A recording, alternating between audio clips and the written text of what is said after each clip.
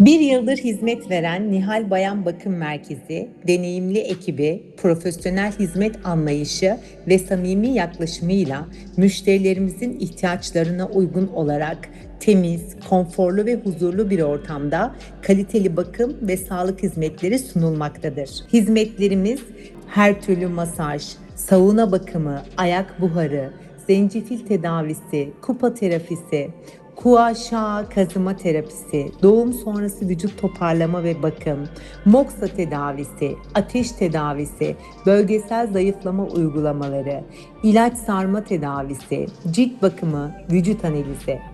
Sağlıklı bir beden, huzurlu bir ruh ve daha güzel bir yaşam için Nihal Bayan Bakım Merkezi güvenle tercih edebileceğiniz doğru adrestir. Sizi merkezimize bekliyoruz.